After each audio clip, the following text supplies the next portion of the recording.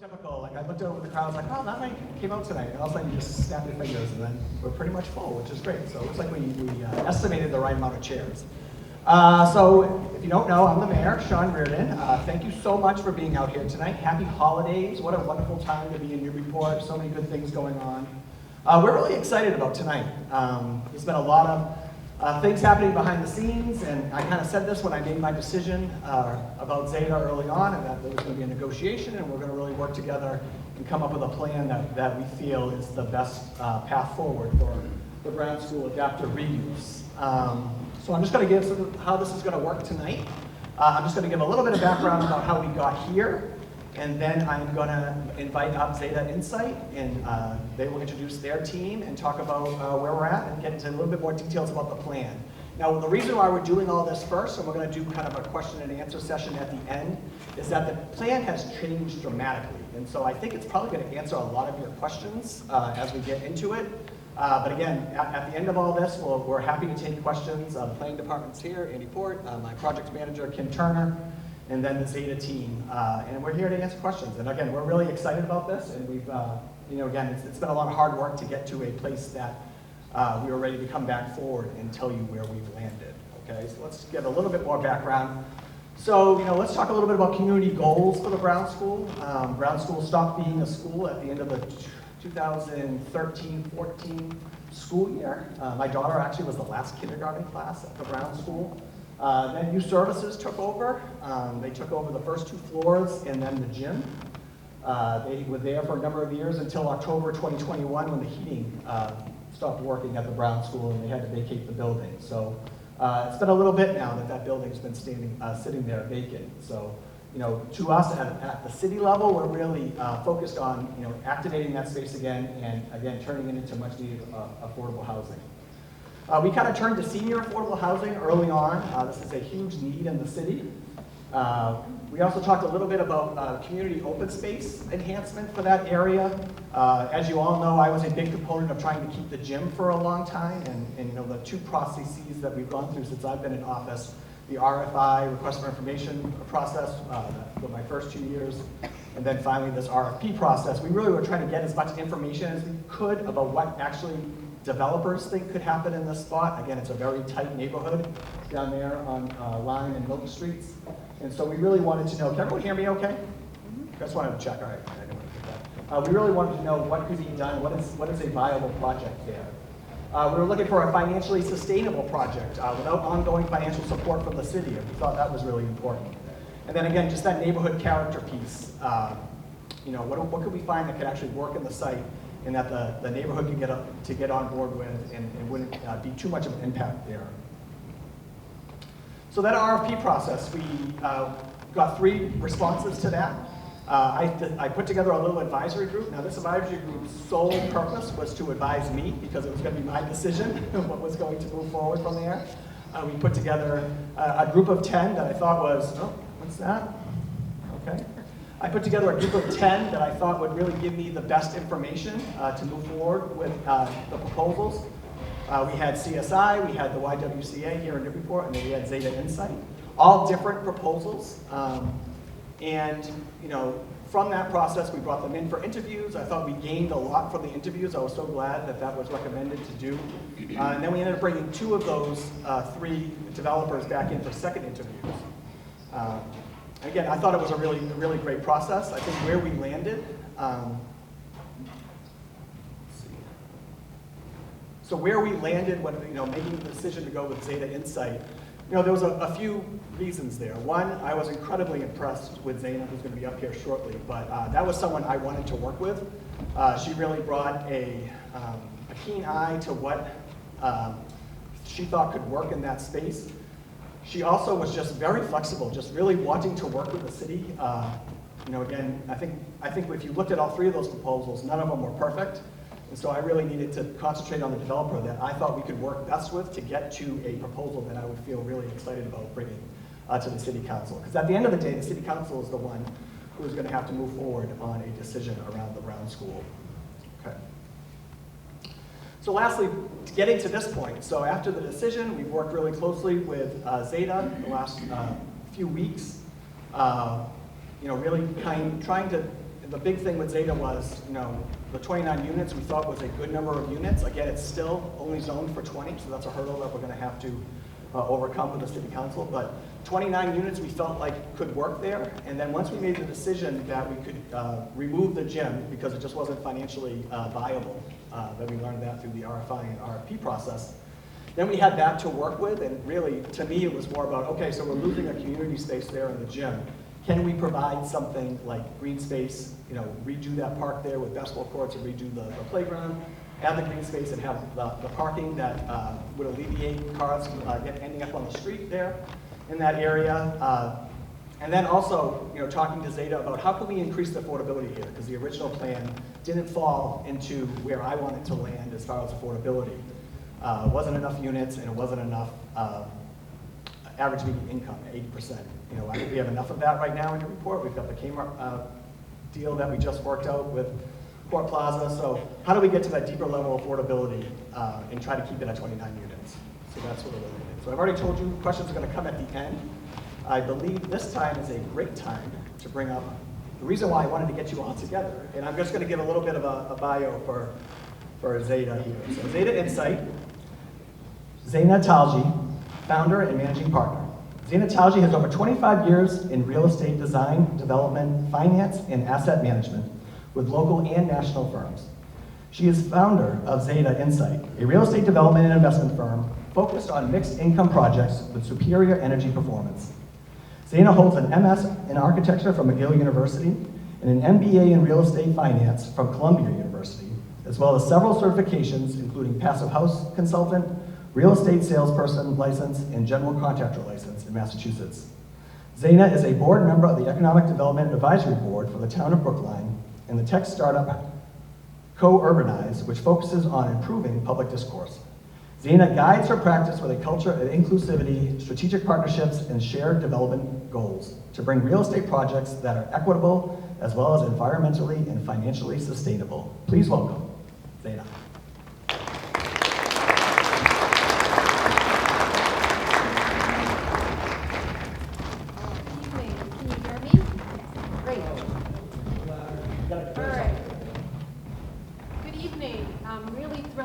Here tonight.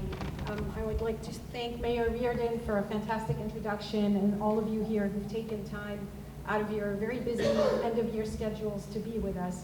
And I'm really excited to be here and share space with you. We've done too many Zooms over the last few years, so it's remarkable for me to see such a strong attendance tonight. I'd like to jump right in and, see if I can, here we go. All right. I'd like to jump right in and share with you a little bit more about why I'm here, who Zeta Insight is, and why we decided to come to Newburyport and really submit a very... You can't hear me? No. All right. The trick usually is to be very close. To be very close, okay. Thanks for the feedback. Is this better? Yes. Awesome. Really excited to be here with you tonight. I'm Zeina Talji. Zeta Insight is my shop. And the reason I'm here is because I truly felt that we were very aligned on objectives that the Brown School RFP set out with our practice at Zeta Insight. As the mayor shared with you, I've spent many decades in real estate, but increasingly I noticed that there was a need for development projects that work with our local communities and the fabric of our neighborhoods in New England. And after many years of working for large local and national firms, I really learned that bigger wasn't always better. And the Brown School really demanded a solution that was complicated enough that would still resolve some of the simplest site constraints, like parking, traffic, and public green space. With my shop, we've really been focused on projects that promote equitable development, and that means many things. It's paying attention to who are we housing, it's paying attention how are we using resources from the environment, and how are we financing projects. And the Brown School demonstrated a really great challenge for us that we wanted to take on. Part of the experience that it takes for development is really multifaceted. I hold all these certifications because I have to work with some of the smartest people in the industry to execute on projects like what was expected at the Brown School. And I only do it if I know and understand exactly what constraints my team has to deal with. And with that, I really look to maintaining my own credentials in that space of buildings, including things like what is the latest energy standard. And with that, I'll do things like update my certification in the Passive House standard, where I'm looking at the energy model for the building and ensuring that we're doing everything we can to achieve net zero and reducing carbon. In terms of an RFP, there's a lot of public discourse, and I'm fortunate that I sit on the Economic Development Advisory Board in my own town, where I'm often on the other side looking at developer proposals and evaluating, are they really, truly, and genuinely being authentic and meeting the needs of my own community. So again, I honor and really hold space for all of you and your feedback to continue to improve on our proposal for the Brown School. So moving on, if I can get to the next slide. Andy? Why can't I? Yeah. All right. One back up. Okay. Oh. Okay, I'll just scroll.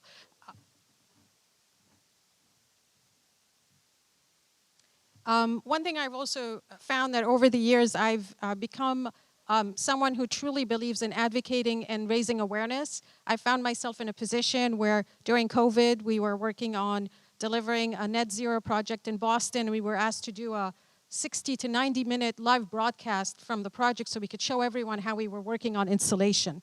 And it was quite the production, but we also had team members in Germany who were certifying the project for us because it was a cross-cultural exchange on energy sustainability in the US and in Europe.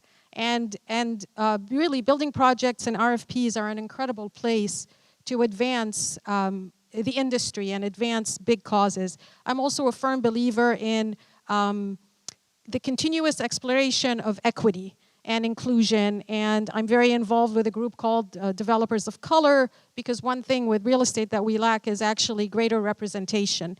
And this is exactly what I would do at the Brown School. I would continue to raise awareness around the need for more senior and sustainable and accessible affordable housing. Whoops.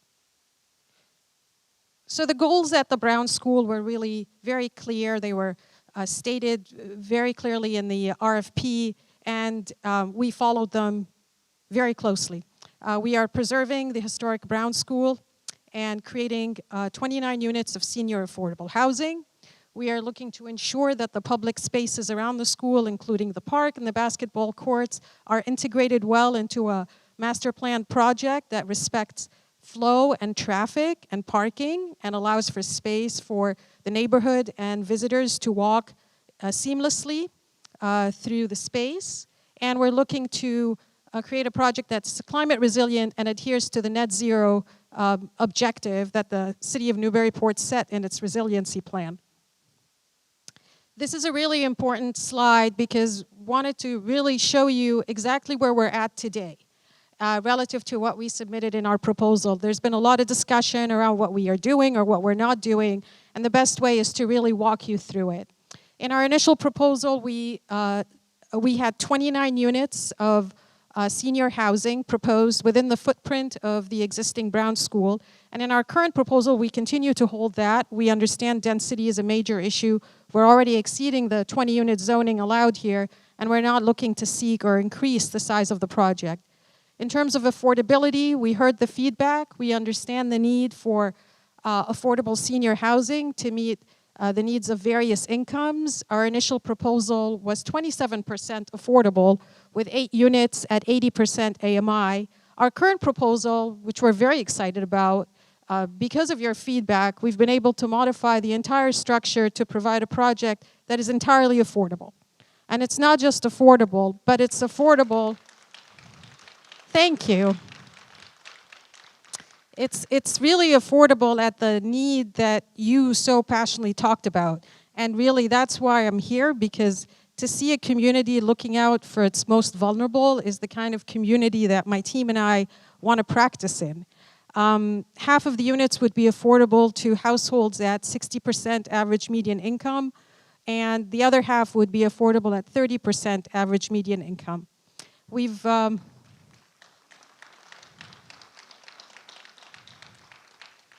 Thank you. We've also improved on our land offer. We are going to be, we initially proposed $100,000 towards the land, and now we're going up to $450,000. This is also money that goes directly into the city coffers that would allow for improvements, within the site or somewhere else. In terms of the public spaces that you've all worked so hard to protect, those were retained in our original proposal, and we really see them as an important amenity, not just to the future residents at the Brown School, but to the entire neighborhood. And the neighborhood will be inconvenienced with construction and density and more traffic. So the least that we felt to mitigate some of those ongoing concerns is to ensure that we retain them and enhance them. And our architect, Ellen Perko, here is going to walk you through how we've integrated all of this green space into our design. In terms of financing, our initial structure was for a privately financed development, and we were not looking for any ongoing support. We thought we were smart about proposing an affordable project that was funded through the market rate units, but in this approach, where you achieve this depth of affordability, requires public finance through the Low-Income Housing Tax Credit Program. But our new proposal will not require any ongoing support from the city of Newburyport. Amenities, we provided a community room in our initial proposal, and given that this project now has a greater level of affordability, we are going to be holding a charrette at the senior center to meet with members of the local community who could be our future residents and really ask them, what would you like to see there? There's some wonderful services and support at the senior center, but we really don't want to assume that the amenities that we'd be creating there are the right ones without having that conversation. In terms of property management, this is a small building. Oversight will always be by Zeta Insight because we really hold ourselves accountable to ensuring future success. There's the process right now of design and financing and construction, but once all that's done, it really becomes about maintaining budgets and ensuring that everybody's needs are met. We're going to continue to do so, having a part-time property manager on site, as well as various vendors and service providers who become our eyes and ears and actually become part of the family. But in addition to that, we are also budgeting a significant amount of operating budget towards tenant support services.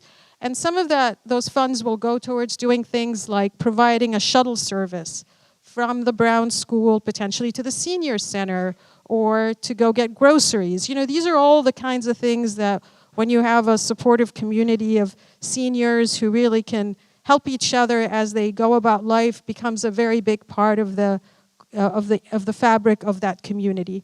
In terms of tax revenue, this is something that's really important to me because I look at it in my own town.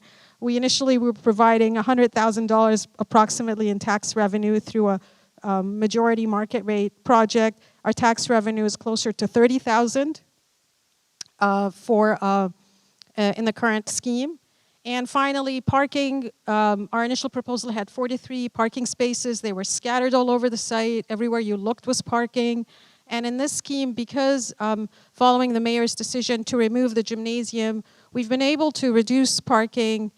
And because of the all affordable proposal, we've reduced parking to be compliant with zoning at 32 spaces and provided a lot more green space. So just another slide on affordability. We listened to you, we heard you. The housing production plan of 2018 clearly marks that affordable housing for families and seniors is in short supply in Newburyport.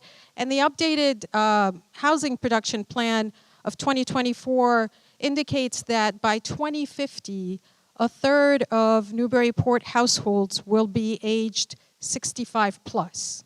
So clearly everyone here knew what they were advocating for and had studied Newburyport and looked at it closely.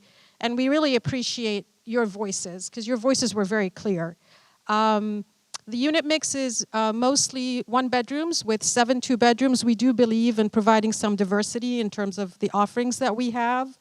And we will be serving folks starting at about $35,000 in annual income and going up to close to $80,000. And I think in discussions, everybody here probably knows that these are members of our community, potentially public servants, retired teachers, nurses, who are still working. I see it in some of our other projects where seniors in their 60s, 70s are still working, and they're doing all sorts of jobs that we depend on, support jobs and services that we see them, holding jobs in our retail businesses and local enterprises that are really critical. So we're really excited to be able to meet them where they need us. I'm going to hand it over to Ellen Perko from Embark, but I just want to say this is a site that this is a slide that compares what we had initially proposed and where we're at now. The red line that you're looking at, to the right of that red line is what the Brown School will be utilizing for parking and green space. And to the left of the red line is about 35% of the site that will be returned to the city of Newburyport. And we would be working closely with Mayor Reardon and the city and the planning department and everyone here to ensure that our approach to the site is one where we master plan the entire project to connect and weave all of these public and open spaces back into the city block as opposed to a sea of parking, which is what we really are currently looking at. I'm going to hand it over to Ellen, and thank you very much. I'm hoping we'll have some time for questions at the end.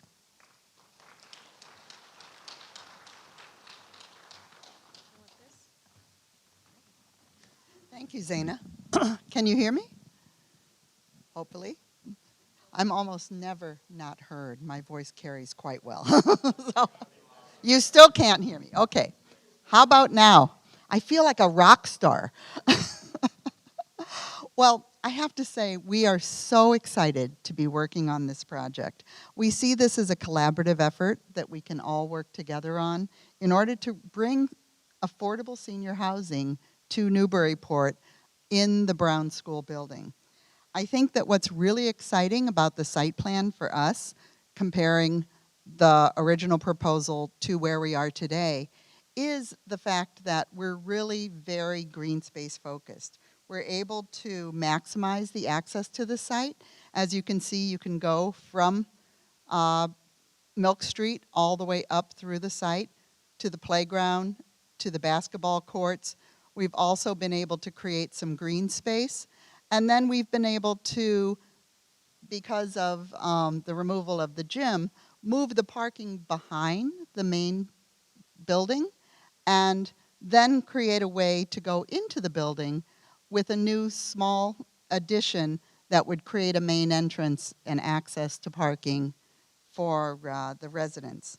I think that what this does is it really gives a presence to the Brown School. You have a beautiful historic building here, and we're able to take it and put it into a green setting that really would create something that shows off the beauty of your historic building and also creates a site that really benefits the entire community. Which button for? Is it the down? This one? Oh, that one. Oops. Got it. So in looking at the site experience and just how everyone could use the site, you can see, and I'm going to see if I can press the button. Your basketball courts are here, playground, a new green space, and also access all the way through the site so that from Milk Street all the way up, you can get into the site. In addition, we've got the Brown School here, 32 parking spaces that allows one for each of the 29 units, plus 3 for property management, staff, etc. There's also a small little space here. What we're seeing that for is a couple of things. There's Ubers or people coming to pick folks up. There's the opportunity for, if you're ordered food out, you're having food delivered, Peapod. It could also be big, or it is big enough to accept a an ambulance should that need arise. So it really allows for the opportunity to, in a very quick way, come off of Lime Street and be able to access the site, pull into the parking space. This main entrance here is one of several entrances that are existing in the Brown School. We'll have this one with a small addition. This is a secondary entrance that's existing, as well as one off of Milk Street. So what we're able to do is really be able to have a building that maintains its historic character while developing the residences in such a way that it's very user-friendly for the people that are living here, as well as those coming to visit. The site is really geared towards recreation. You can see we've put a small green space here that's accessible from some of the amenity spaces on the first floor. You'll see that plan shortly. And then besides the Article 97E space, you've got a little bit more green space than that. So it really gives you an opportunity to enjoy the space, be it whether you're from the neighborhood, you're coming into the neighborhood, or you're living on the site. Let's go to some floor plans. So this is your ground floor, your first floor plan. And what you're seeing here is this is the small addition. It's a main entrance. The parking is right up in this zone here. You would come in. There's a ramp already existing, and we're maintaining that, as well as stairs. It's a very simple organization. So there's a central corridor. We've got some amenity spaces, as Zaina said. These are community rooms, possibly a community kitchen as well, an additional amenity space up here. And then we also have some space for the property manager, for trash, for your utilities, all the things that nobody really likes to look at, but we all need. And then there are 7 units on this floor, a combination of 2 and 1 bedroom units. And then as you go upstairs, you have the same center corridor and then apartments around it. So 2 2-bedroom units, the rest are 1-bedroom units. So it's a combination of 7 2-bedrooms, 22 1-bedrooms, 29 units total. Moving along, we also wanted to talk a little bit about sustainability. And if I can get this to move. Oh, thank you. We recognize that Newburyport has a very active climate resiliency plan, and we have looked that over. And we're really excited about that because, as Zaina said, we're looking towards how we can implement into this existing building some passive house principles, extra insulation, all electric heating, cooling, air conditioning, hot water. And also we're looking at the environmental issues in the building. It's a building that's been quite old, has been a long time ago. And so there is some issues with asbestos, a little bit of mold, some other environmental hazards that we definitely want out of that building before we begin to develop it. We have a stormwater management plan that we'll be looking into, how to manage the rainwater. A lot of the extra green space is certainly helping us with that. And then we'll look at a little bit other sorts of resiliency issues, having a generator. One thing I forgot to point out, we are adding an extra elevator into the new plan. It will be stretcher compliant so that in a building where the residents will be seniors, we want to make sure there's plenty of room for everybody to be able to get up and down and around. Zaina, anything to add?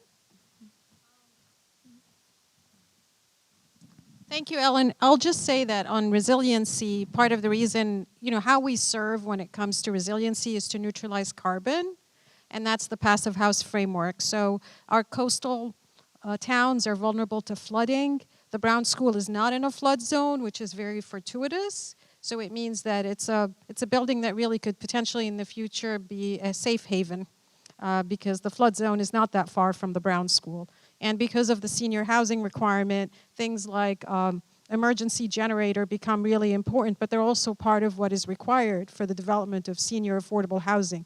So what happens when you look at a project with so many public benefits is it adheres also to the highest standards, and it becomes a demonstration project. And that's what we hope we can do at the Brown School, is really demonstrate sort of Newburyport as exemplary when it comes to climate resiliency planning as well as affordable senior housing.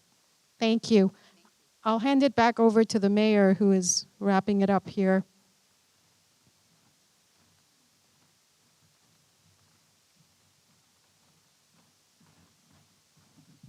All right, thank you, Zeta Insight. So last thing I was going to bring up, and thank you again for that great presentation. We want to talk a little bit about timeline and next steps. As I mentioned at the beginning, there's a lot that needs to go through the city council at this point, and if you paid attention to the meeting last night, you know that they're going to actually have less meetings this year to do that work. So it's going to be an imperative for us to get things into council so they can move through the natural process. But we plan on doing that starting right in January. So January 13th is our next meeting. The first thing that needs to happen is the disposition order. So we're preparing for that. We've mentioned a couple times tonight the next step. And again, some of these things could come in council at the same time. The disposition order, I believe, goes to general government. Zoning would go through planning and development. So there are some things that go to different committees at the city council level, but you know, we're looking at the January, February timeline for those. We talked about it a little bit already, but the zoning change, right? That current area is only zoned for 20 units, and so this is proposing 29, so we'll have to go to the council for that zoning change. There has to be a purchase and sale, which Zaina mentioned, the $450 asking price, and from here on out, we can start working on the site to get the surveys done and those types of things to get ready for that purchase and sale. After that, we'll have planning review and approvals. That's in April 2025. Gym abatement and demo.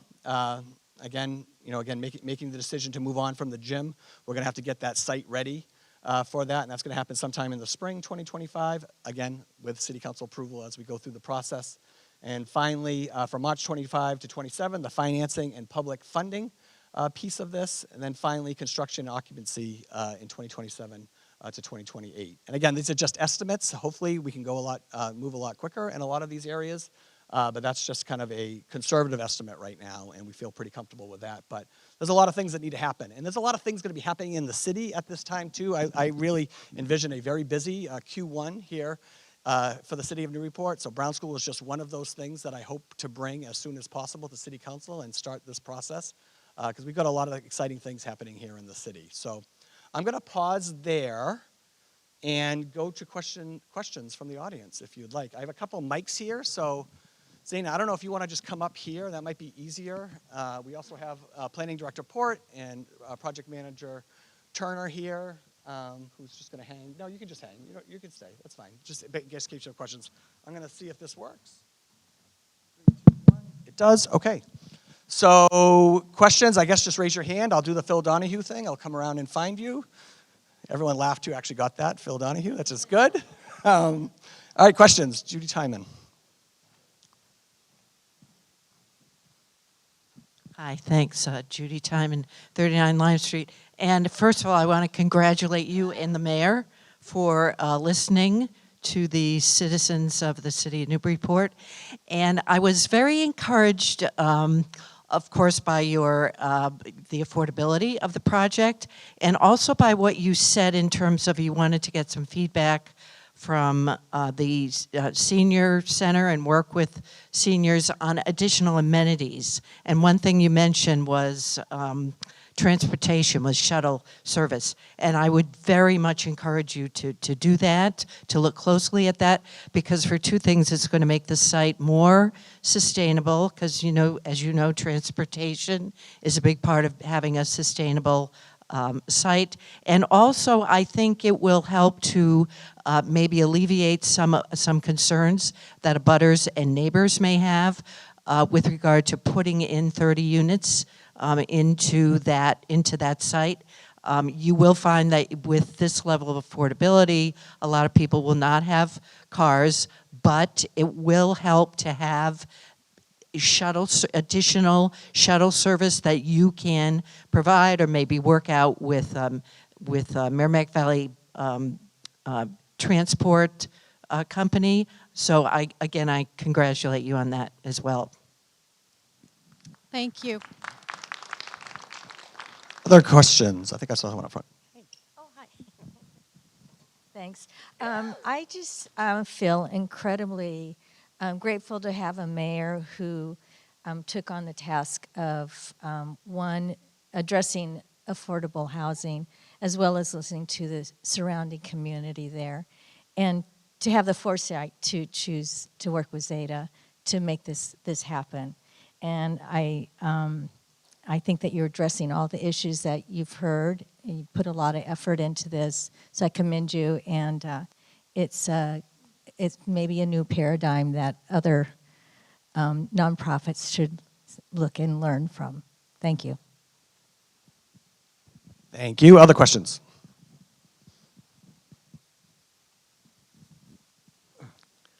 Hi, I'm George Odell. I live on Neptune Street, so it's kind of a neighborhood. And I want to second the motion. I thank the mayor for listening to our concerns. We got out to a number of meetings and let him know we wanted 100%, and we got that. And that's very good. And real affordable, not the semi-affordable that it was. So that's just wonderful. I do have a couple questions. I see the green, everything's good. That's beautiful. You're thinking of doing solar panels on there? Yeah, that's the dream, but this is a very expensive building, so we have to first make sure that we can really abate all of the environmental hazards and ensure that it's fully habitable. There are some onerous requirements like a second elevator shaft that's stretcher compliant, and we need an emergency backup generator in case somebody has breathing machines or other equipment that keeps them on life support. So I would love to say that, we can afford solar panels today, but it's going to be a long road of making sure we're financially viable every step of the way and using, obviously, public funding, which comes with a lot of requirements because we're competing on cost to ensure the viability. But we've integrated solar in the past. The Passive House framework means that we don't put any building equipment on the roof and we leave the roof open. And within the low-income housing tax credit program, solar is a valid expense. So my hope is that we do really net zero this building and generate power on site, which would be really tremendous. That would be good. I think you get a lot of support from this community. The question about the shuttle and the visitor, I just noticed not too many visitor spots. It's always a big deal visiting your elderly relatives at senior housing. I've known that's always a big issue, so just keep an eye open on that. That's my advice. And finally, I just wanted to say a little something about the historic. We keep saying the historic building, and it is an attractive building, and I can see that the inherent beauty of the building, but as being appreciated. But I just wanted to add to the fact that this area, Lime Street, is historic neighborhood for affordable housing in the city. I know that may not go well with a lot of people here, but this was an affordable area to live in for a century at least, in this whole area, including Neptune Street. And we appreciate that. There is what I would call what was it? I came up with a thing, a silent survivors in the neighborhood who have survived this transition to highbrow. And it's not that much appreciated, the transition, amongst some of the longtime residents. So this is a good step, a step in the right direction to honor that historic nature of that area. Thank you. I think I saw a question over here. Let's try to keep it to one question. Thanks, George. Not a question, just a comment. Suzanne Cameron, 17 Hancock Street, and co-chair of the Newburyport Affordable Housing Trust. I just want to say thank you, and I'm shaking. I feel like I'm in a dream. Like, this is so amazing right now. And to the rest of the group here, and to our elected officials and to the advocates and all of us, we've all been kind of at each other for a while on this project. And I think this is amazing, and I just want to encourage unity among this group, and let's just work together now and go forward to get this done. And that's all I want to say. Thank you. Other questions? Hi there, Caitlin Smith for Atwood Street. I'll second all the feelings of gratitude for 100% affordability. I have one question about the community space, the amenity space, just as a consideration for thinking about like the size of it and programs that could be offered there, potentially a VITA site, volunteer income tax assistance. There's other social programs that can be offered in affordable housing for seniors. And so just kind of thinking about that when you're designing that amenity space could be really beneficial. For sure. Thank you for bringing that up. Diana Carey. I'm thrilled. I'm excited. I think it's great. I live around the corner from the Brown School, and I'm really very happy that you've managed to come to this great compromise. I am worried, however, what kind of dependence do you have on federal funding? So this will be a low-income housing tax credit project, and it's a combination of historic tax credits as well as LIHTC funds. We've looked and had discussions with Mass Housing and various public agencies. They've expressed to us that this would be a really desirable project because of the relative small scale. It's not a very large funding requirement, and because it's coupled with historic tax credits, there's a significant amount of equity that's being contributed through the site. So it will take a couple of years, but we feel, and the mayor has already advocated for the project with the Executive Office of Housing and Livable Communities. So it will be a collective effort, and if we are united, as folks have mentioned, and we advocate for Newburyport, for senior affordable housing to be funded, I think we will get there. And this has been a great example of folks watching us and looking at the nature of public discourse, and it'll be a great example of sort of cheerleading and truly putting, the money sort of where the need is. And in communities like Newburyport, people might think of them as affluent, but in terms of housing insecurity and the pain of having to leave your community as you age because you never got on the ownership bandwagon, and is a true issue that we suffer from across New England. But other things that are really critical, for example, are accessibility. We do not have accessible buildings in most of our New England communities. So, and that's actually as basic as it gets. I mean, we need affordability, but we also need elevatored buildings. So the state is very aware of how critical senior and accessible housing needs are. Other questions? I'll come to you, don't worry about it.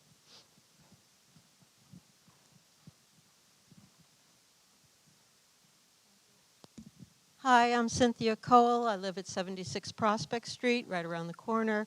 So I am very happy that it is 100% affordable housing. I think that is something that I also enjoy, being a long-term 40-year resident of the neighborhood.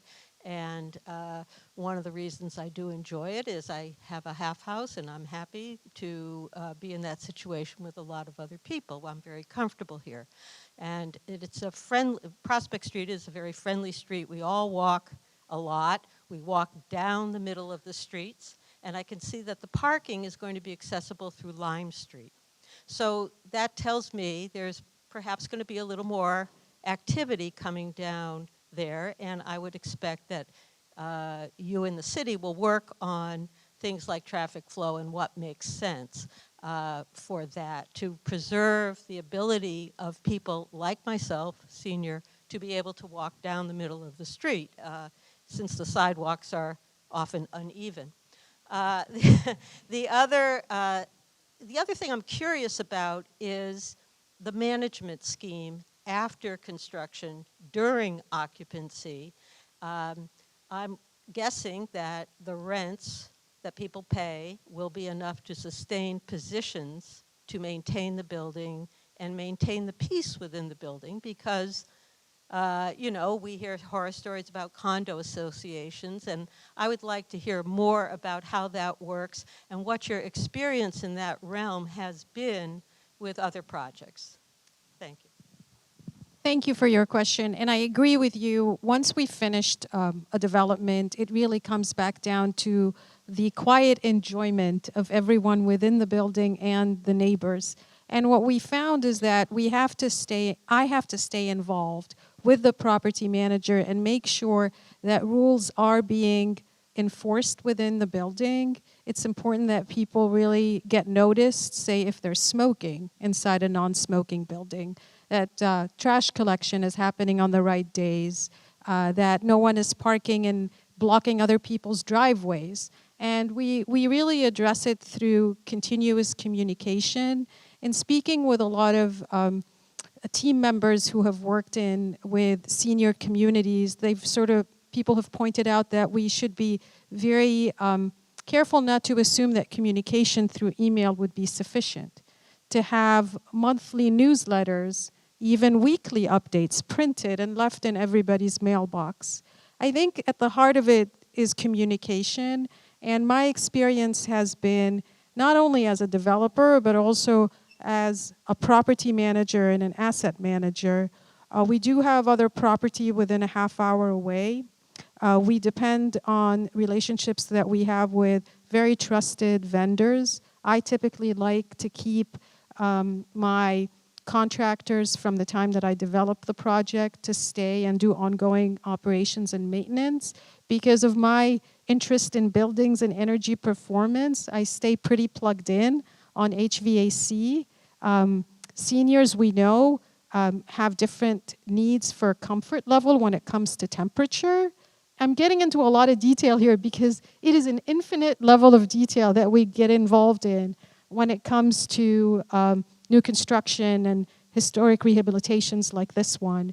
So we will be involved in every aspect, and ultimately, you don't go through all of this effort to take on a project of this complexity if you don't want to, we want to ensure that people are happy and feeling safe. I think some ideas that have come up as well that we might be exploring is having representatives from every floor, as kind of ambassadors to the property manager. But I personally have to make sure that the property manager is communicating with residents as well as with the entire community. And some of the communication needs to start early. Part of the public engagement process that I can envision starts with what I described to you as a charrette at the senior center, but it doesn't stop there. We're going to have a neighborhood meeting and talk about parking and traffic. We want to make sure that everybody's concerns are heard. I already heard from folks who told me, we like your plan, we like that you're not putting a ton of units, that you're not adding a building, but we hate your parking.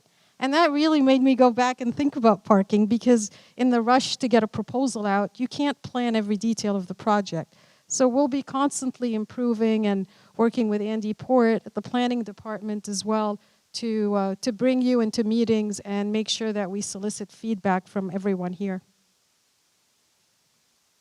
More questions?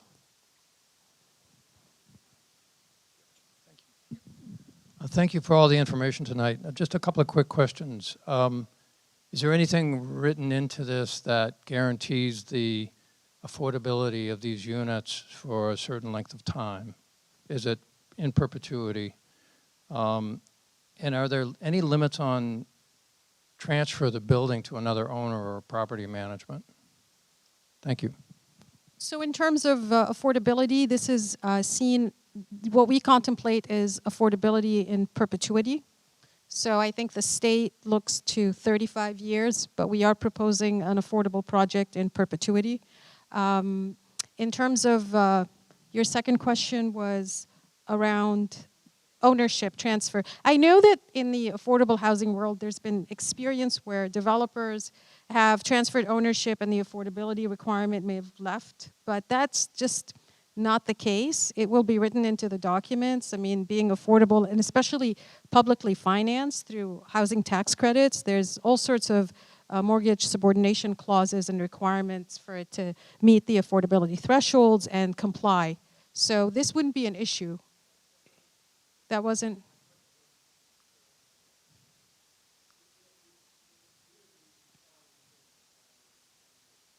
Oh, okay. Yeah. So we do not see a sale for this building. This would be held long-term. And with an affordable housing project of this type, typically there is really no sale or exit. It's just simply refinanced in 20, 30 years or whenever that's needed. That's sort of the path for this project. So we did modify entirely the financial structure for this project in order to accomplish the affordability that the community was looking for. Questions? Here you go, right behind you.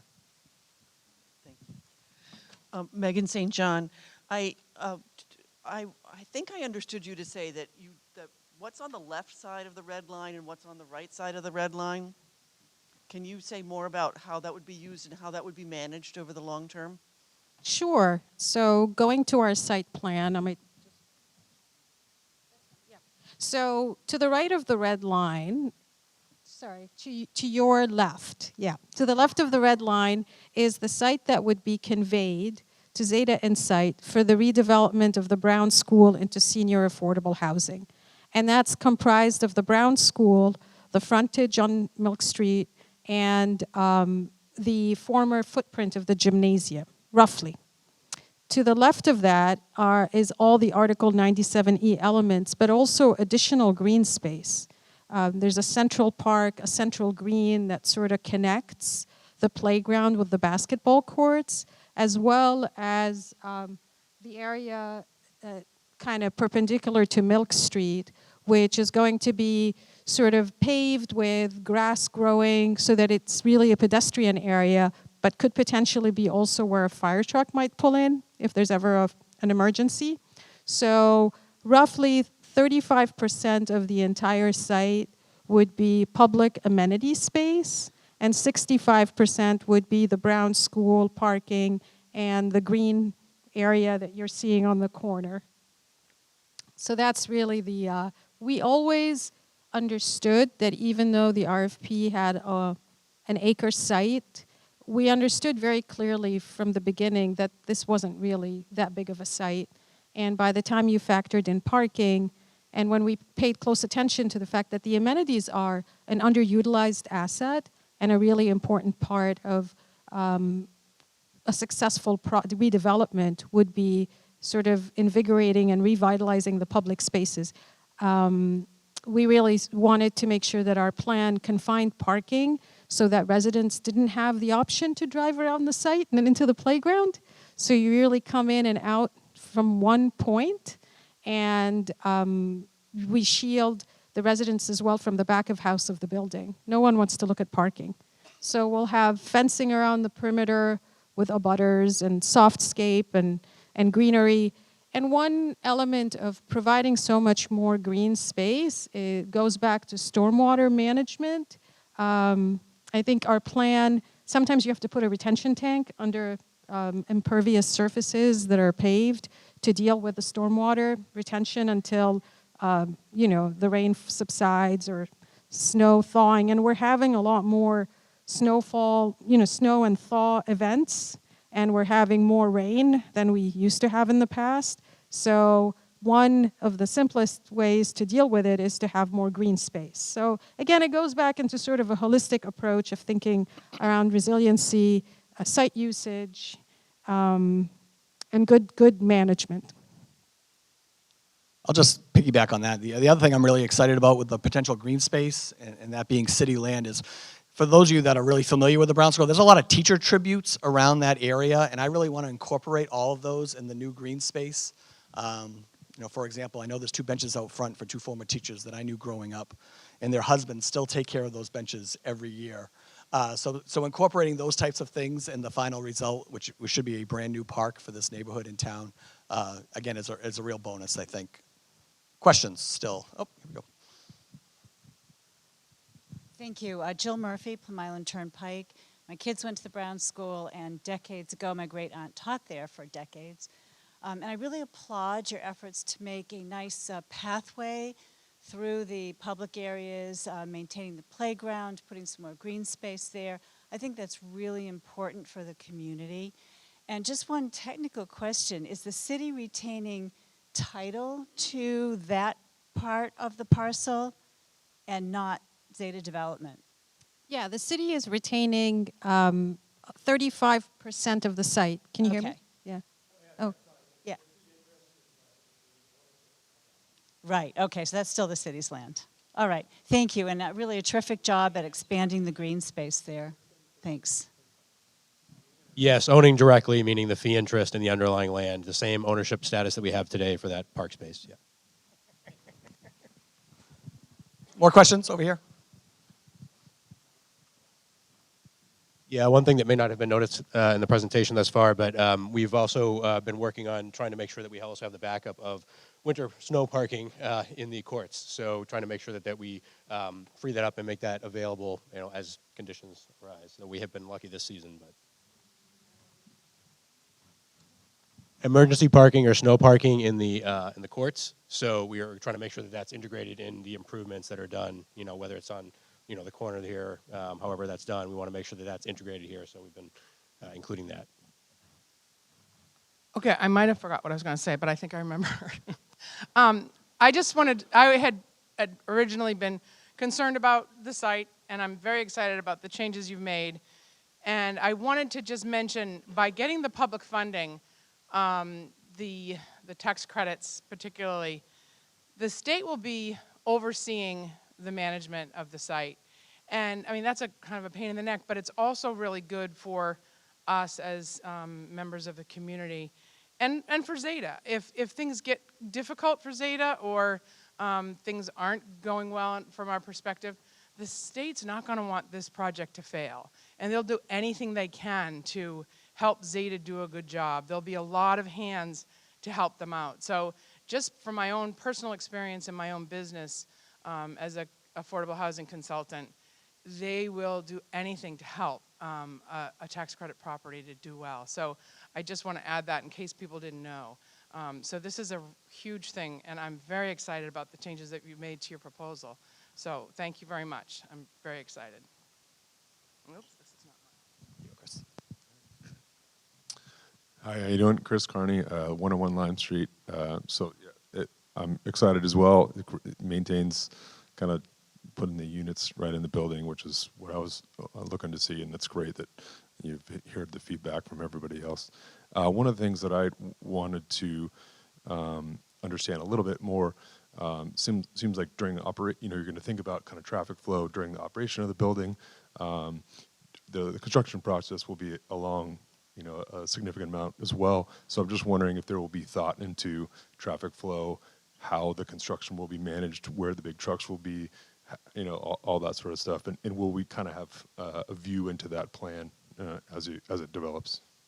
Yeah, thank you for your question. There's an infinite amount of planning that has to go into it. Our contractor will be preparing a construction management plan, and we're very excited about the mayor's plan to give us more space with his timeline on removing the gym in the spring, because that means we can stage on site. And the site is quite large, so the expectation is that we would coordinate so that we can stage on site and keep your streets open.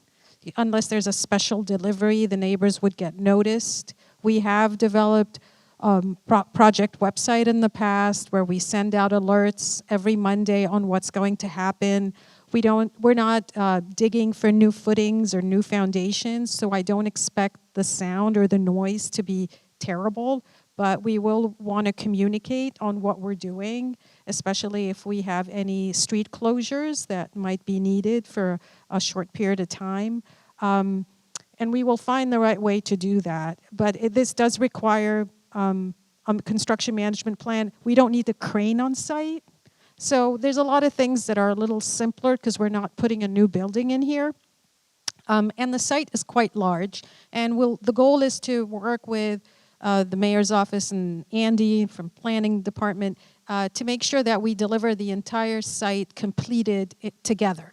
Because we obviously want to make sure that we work on all of the subsurface requirements, like stormwater retention, before we finish the playground and the paved surfaces. And it'll be a collaborative process to coordinate. Any more questions? Okay, everyone that wants to ask a question, can you just raise your hand real quick so I kind of know where you are? We're just over an hour now, but I just wanted to get an idea. Julie Menon, 83 Lime Street. I am pleasantly floored by tonight's meeting, so thank you. And I just wanted to kind of reiterate what my Prospect Street neighbor said about people who walk in the streets, but also people who cross the streets. That's the Brown School starts the wide part of Lime Street where people just like hit the gas. So hopefully you'll work with the city and figure out another stop sign at the corner there, or one of those, flashing crosswalks for people who are trying to get across the street. That's all. I would just note there, as Zena said earlier, we're a very pedestrian-minded community, I think, as we all know. So we definitely want to work in the right-of-way side of that. As we talk about other areas of the streets in the city, we always want to make sure the pedestrians are accommodated. So anything we can do to improve that, obviously, we still have to maintain vehicular flow, but we always look at that, frankly, in the city's side when we're doing improvements in the public right-of-way. And here there's an intersection between the private property improvements and the public right-of-way improvements. So we're going to want to do exactly as you're describing to the best of our ability. So. Thank you. So Connie Preston, City Councilor at Large, but also a neighbor at 18 Atwood Street to the project. So I, too, am pleasantly floored by what I am seeing tonight. This is actually sort of beyond my wildest dreams of what could have happened. I'm also thrilled at what I think I hear as a community coming together behind this project. I think Suzanne Cameron said, we have sort of really been at odds at this, and I feel us really coming together and moving toward a project that can actually, do we dare dream, actually happen. But I do have a question, and the question is around the gym and the demolition of the gym. Does the demolition of the gym fall to Zeta, or does it fall to the city? The city. Well, spring. We're looking at spring, so we're already working towards that. We have a couple grants that we can utilize for this, so we're just trying to figure out. We've got some rough estimates, but it looks like we have the money to move forward with it. So, but again, once disposition, things have to go through the council first before we start doing those things. Yes. Pam Kipp, Tremont Street. It's all great. Everyone said it, but I'm just trying to understand, how did you do this financially, where the Y needed 43 units, and you've got 29, and poof, what happened? Is the quality of the work apt to suffer, or what made the difference? I know you get state funding, but the Y would have too, so I'm just curious. I can't really speak to the business plan of the Y, but what I can assure you is that we ran our proposed financing by various state agencies that would be involved, and we have to adhere to the standards set by the Executive Office of Housing and Livable Communities, which includes very expensive things like a new elevator shaft and backup generator, as well as a building that meets pretty high energy standards. And we've priced it with our contractor, Aberthaw Construction, who have done dozens of these historic rehabs. The project is expensive, but it's within the allowable cost per unit. So initially there was a lot of concern, I think, in general around affordable housing only being viable at the 50-unit mark. But we investigated it further and we looked at it, and probably the saving grace for this project is that it has historic tax credits, which are contributing to the basis for the project in terms of direct equity. So I would say that's really what's made a big difference. But there's no compromise on quality, because it can't, as folks have mentioned, the standards are set by the state and they're very stringent, and we have to meet them, and there's a ton of oversight. So no compromise on quality. All right, any more questions? Oh, sure. Can you guys pass that? Hi, I'm Parky Jones. I do not live right near the Brown School, but I do live in a sustainable living hillside down off Pond Street. And I realize you're not sure about solar panels, and that kind of thing. Where I live is, we don't pay utilities, so it is totally sustainable. I'm just wondering, what other things are you, in the design, in your building, windows, all that stuff, insulation, what kinds of things you're going to be doing? So, the Zeta Insight practice is based around carbon neutrality, and we've done a number of passive house projects that achieve net zero, and we have integrated solar. Solar is not hard to integrate. We will provide room on the roof of the building, which we plan on replacing. And we will try and do our best to figure out a way to pay for solar for the building so that in an ideal situation, no one's paying for utilities. But I just didn't want to promise that from day one when we're still a long ways from completing the project.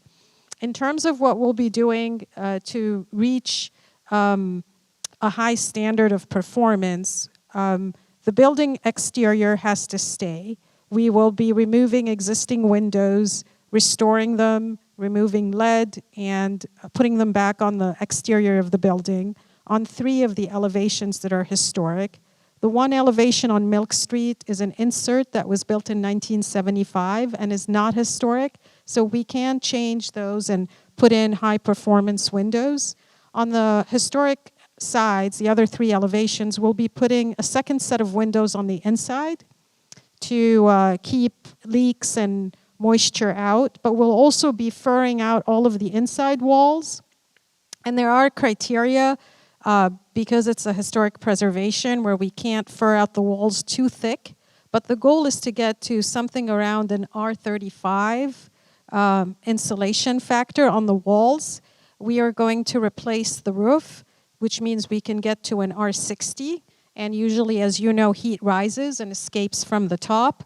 Where the challenge is, and I think Kim Turner pointed out, there's been a number of studies, is because we're not digging under the building to insulate the slab underneath side of the building, we will have an issue with heat loss, but it's going to be probably more efficient to look at other means to caulk and seal the seams around the rim joists where air typically leaks at the point where the foundation meets the base of the building. These are some of the strategies. It really comes down to air tightness, good insulation, and and we will do things like a blower door test where we install a bunch of fans in the openings and we look at the leakage and we do infrared imaging to see where the air is leaking. Then we go in and we seal all the joints. Buildings I really don't live in a lab. We can spend all day building energy models, but in real practice, it's guys on site, making sure that the building is as tight as it gets, and it's an iterative process, which we've been through on other sites. Any other questions? I thought I saw one over here.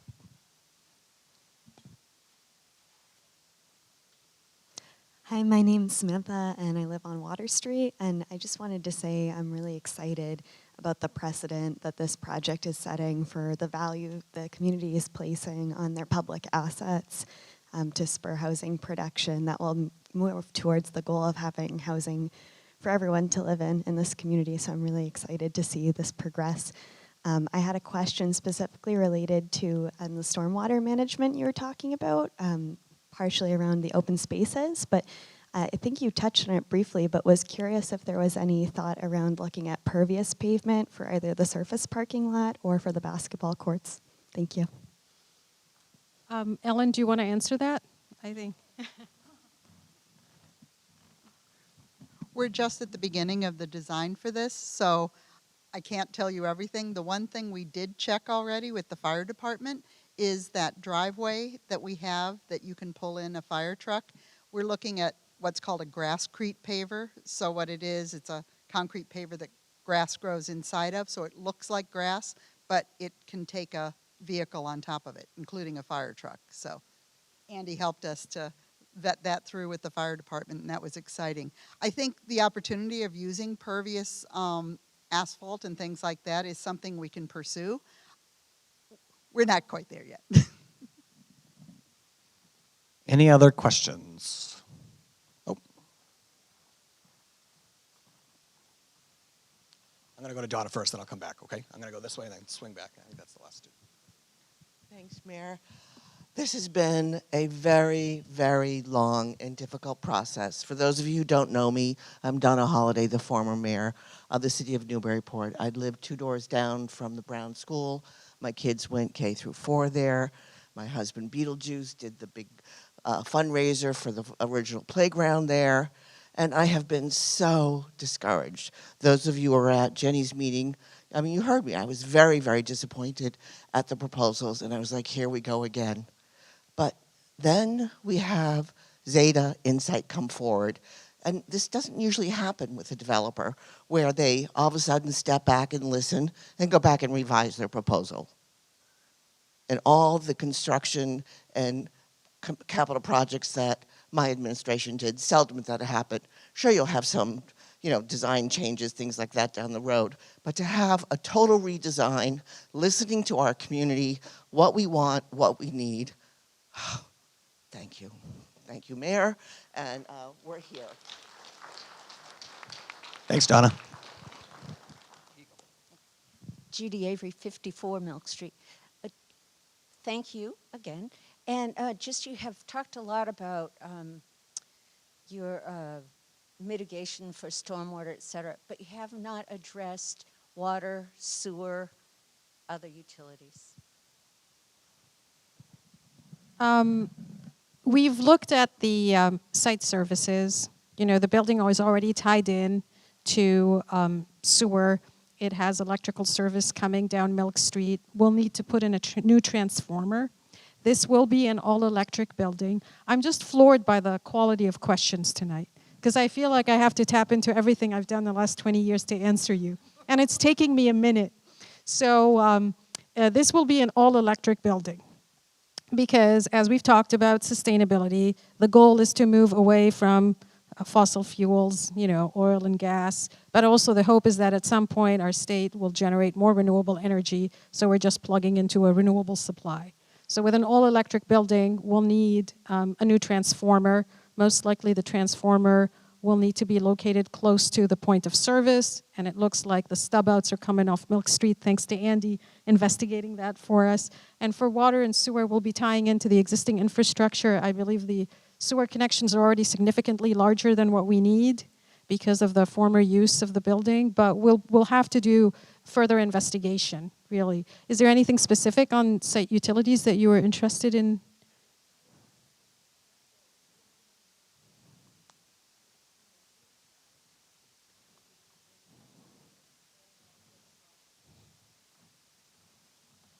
Just generally, and I think we would say the same thing essentially as she's been saying, both on the city side and on the private improvements that are being done here. All of that will take that into account. So we were essentially looking at all of the stormwater management on the site collectively, both the park areas that are remaining as well as the new spaces, so the parking areas and all that, any impervious surface that can't be made, permeable, because there are materials that we can look at, to do that. But all of that will be taken into account. So we'll be looking at the drainage paths, making sure that there's nothing that's clogged, nothing that's, hasn't been addressed in that as part of this plan. I do want to share that people invite me to show me how their basement floods, and I'm happy to come and visit so that you can show me where you're flooding. This is such a common issue in our state. We all flood, and one thing that I can assure you is that we would be dealing with some of the water runoff currently because it's all parking. So hopefully it will help you. But I totally appreciate the question, because oftentimes people think that fire is our enemy. It's water. All right, any more questions? Last chance.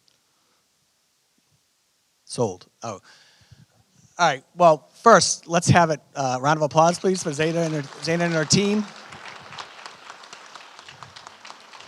I hope you can see why I chose her, and I knew I was going to take a pretty big hit by doing this, but you got to trust the process sometimes, so thank you for those of you who have come around tonight. But we're really excited about this. Again, this is the first of what will be many, many, many opportunities for the public to comment on this moving forward. But this is obviously a great kickoff to this project. And like I said, we've been really excited working with Zaina and her team. And we're just really excited about the opportunities here.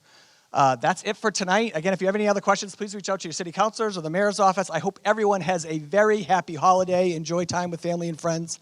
And I will see you all next time on the Mayor's Corner.